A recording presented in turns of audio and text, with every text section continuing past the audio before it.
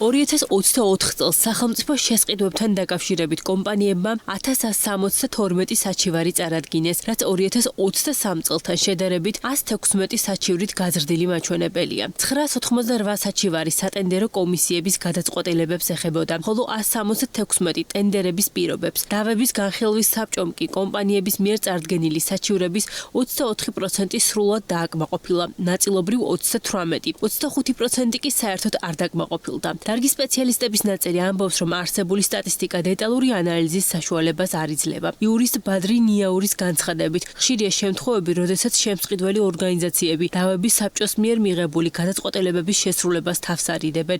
შესაბამისად, სახელმწიფო ტენდერებში მაინც ის კომპანიები იმარჯვებენ, ვისაც თავდაპირველად ტენდერის პირობები იყო მორგებული.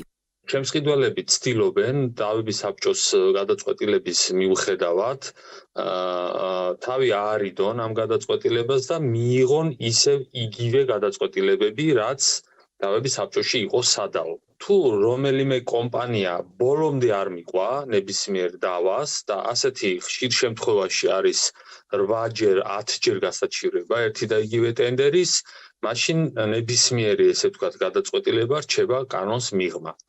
ამიტომ ვფიქრობ, რომ დავების საბჭოს ჭირდება არა ამ ინსტიტუციას იმ გაგებით, რომ გადაწყვეტილებებს არასწორად ღებულობენ, თავად დავების საბჭოს ინსტიტუციურად ჭირდება გარკვეული განახლება, რეფორმა, სადაც ისინი იქნებიან ჩართული როგორც არბიტრები და თვითონ მიიღებენ გადაწყვეტილებას.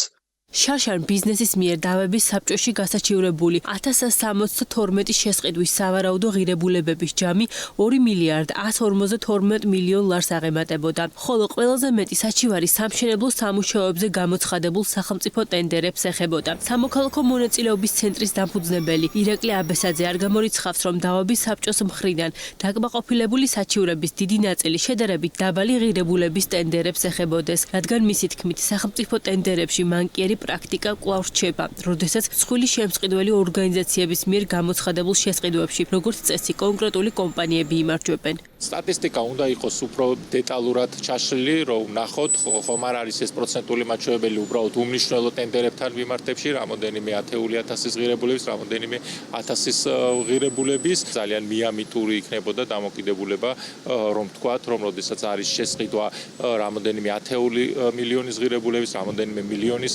ღირებულების, იქ კომპანია გასაჩივრების წესით გინდაც შესყიდვების სააგენტოში, გინდაც შემდგომ სასამართლოში სიმართლე და ობიექტური პასუხი იპოვოს. სინამდვილეში ეს ყველაფერი არის წინასწარ განაწილებული, უმეტეს შემთხვევაში სინამდვილეში ყველა შემწყიდველმა წინასწარ იცის, ვინ შეიძლება რომ მოიგოს ეს ტენდერი.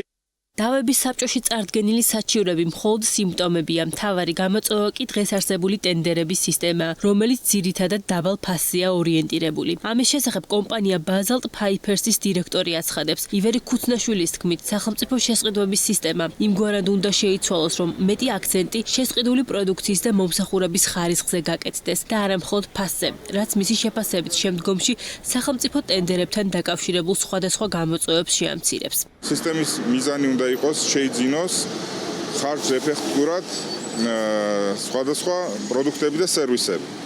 მაგრამ, როდესაც ლაპარაკია ხარჯ ეფექტურობაზე, ერთ დღიანი პროდუქტის ხარჯ ეფექტურობა სხვანაირად ითვლება, 100-წლიანი პროდუქტის ხარჯ ეფექტურობა სხვანაირად უნდა დაითვალოს. და ეს ჩვენი სისტემა ცნობს მარტო ფასს პრინციპში. და არა 100 წლის განმავლობაში დაუჯდება სახელმწიფოს ამა თუ იმ ინფრასტრუქტურის შეძენა. ამის შემდეგ არის ის შედეგები, რაც დგება ეს საჩივრები, ამდენი უნდა ყოფილიყო, იმდენი დაიხარჯა, ესეთი უნდა ყოფილიყო, ან პრობლემა შეექმნა ინფრასტრუქტურას და ასე შემდეგ.